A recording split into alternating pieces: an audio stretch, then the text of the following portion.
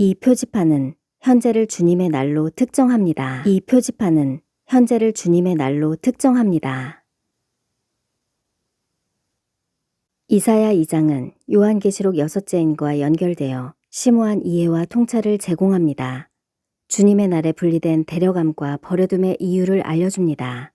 요한계시록은 구약성경에서 500번 이상 인용하였는데 이는 하나님께서 명령하셨고 성령께서 이것들을 모으셨기 때문입니다.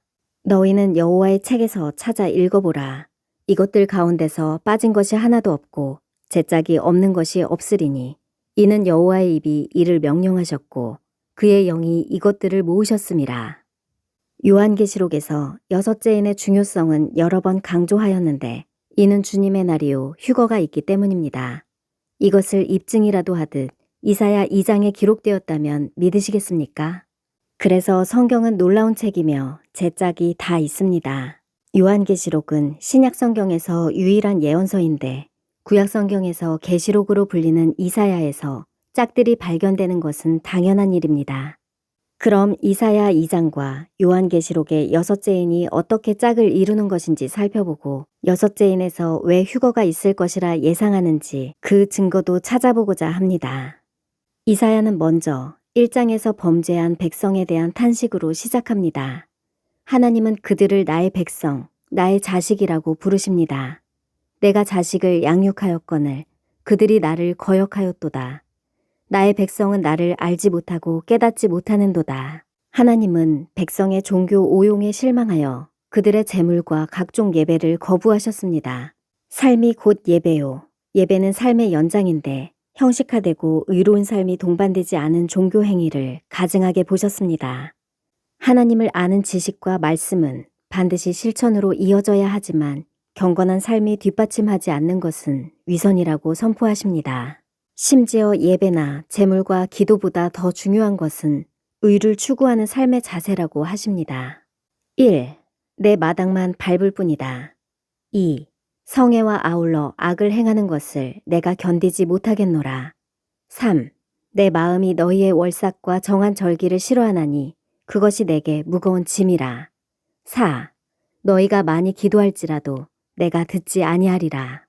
입술로는 하나님을 공경한다고 하지만 그들의 마음과 삶은 멀리 떠났습니다. 하나님의 말씀을 업신여기고 등을 돌렸습니다. 이런 모습은 주님께서도 신랄하게 지적하신 위선입니다. 너희의 손에는 피가 가득하다. 죄로 가득하다는 뜻입니다. 정의, 공의, 구제, 선행, 의로운 삶 같은 플러스 요인은 없고 대신에 죄악, 불의, 악행, 타락, 반역, 윤리적 부패, 패역한 지도자들이 백성들을 혼란에 빠뜨린 마이너스 요인뿐입니다. 마침내 여호와의 날이 임할 것이라고 선포합니다.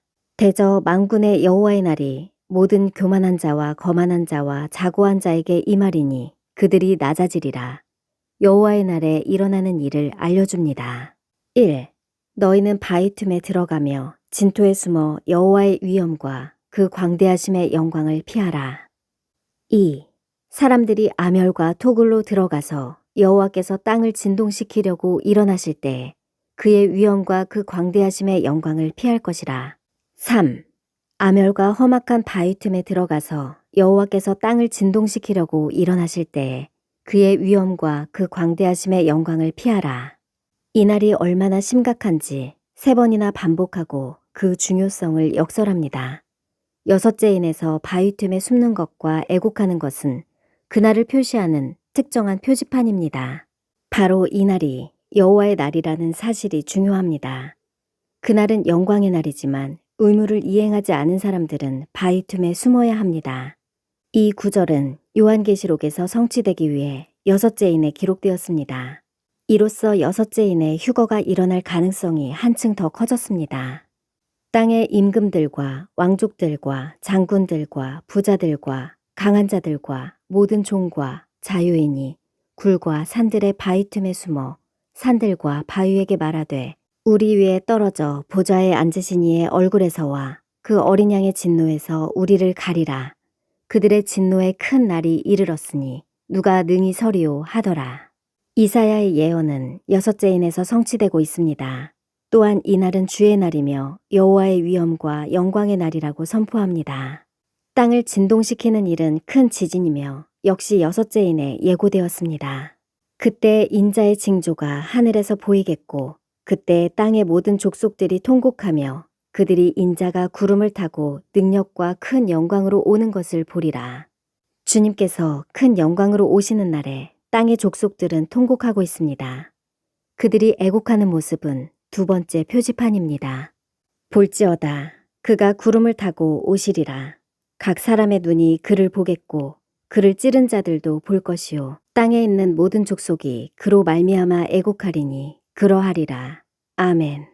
요한계시록에 주님의 날과 휴거가 감추어져 있지만 이렇게 짝을 찾으면 그날이 어떤 날인지 언제 일어나는지 발견할 수 있습니다.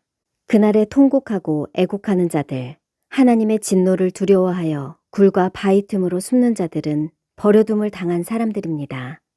7종류의 사람들이 그날에 남을 것이라고 합니다. 1. 땅의 임금들. 2. 왕족들. 3. 장군들. 4. 부자들. 5. 강한 자들. 6. 모든 종. 7. 자유인입니다. 그날에는 부자도 소용없고 권력자들이나 자유를 추구했던 자들이나 직장인들도 애곡하는 무리에 있습니다. 하나님께서 진노하심으로 그들을 땔감처럼 맹렬한 불에 던져 타오르게 할 것이기 때문입니다. 이사야는 그날에 여호와께서 일어나실 것을 4번이나 강조하는데 이는 하늘의 처소에서 나오실 것이기 때문입니다. 만약 그들에게 사전 경고가 주어졌다면 어떤 조치를 취해야 할까요?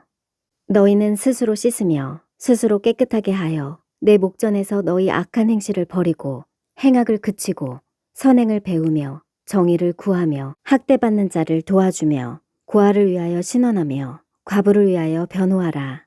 여호와께서 말씀하시되 오라 우리가 서로 변론하자. 너희의 죄가 주홍 같을지라도 눈과 같이 희어질 것이요 진홍같이 붉을지라도 양털같이 희게 되리라. 너희가 즐겨 순종하면 땅의 아름다운 소산을 먹을 것이요 너희가 거절하여 배반하면 칼에 삼켜지리라. 여호와의 입에 말씀이니라. 하나님께서 패역한 백성에게 처방을 내리셨는데 기회를 주신 것입니다. 첫째, 회개하고 돌아오는 것입니다. 그들의 죄가 심각할지라도 어린 양의 피로 희게 씻을 수 있습니다. 그러나 회개는 잘못을 반성하고 용서를 비는 것에서 그치는 행위가 아니라 죄를 용서해 주시면 앞으로는 이렇게 살겠다는 결단과 변화가 동반되어야 진정한 회개라고 할 수 있습니다. 둘째, 악한 행실을 버리고 선행을 실천해야 합니다. 버려야 할 것은 악한 행실과 행악이며 앞으로 배우고 실천해야 할 것은 약자들을 도와주고 선행과 정의를 실행하는 일입니다.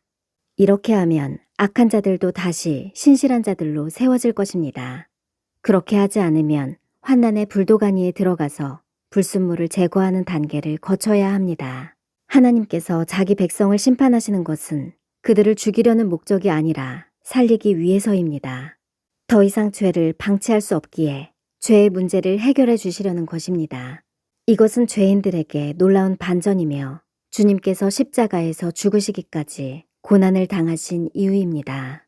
그러나 우리가 때를 놓치면 안타깝게도 심판을 거쳐야 하는 과정을 피할 수 없습니다. 우리의 진정한 피난처는 벙커와 바위 틈이 아니라 다시 오실 그리스도입니다. 우리는 거룩하신 분을 진심으로 의지하며 주님을 기다리며 그분을 바랄 것입니다. 백성들이 바다의 모래와 같을지라도 그들 가운데서 오직 남은 자들만이 돌아오게 될 것입니다. 마라나타.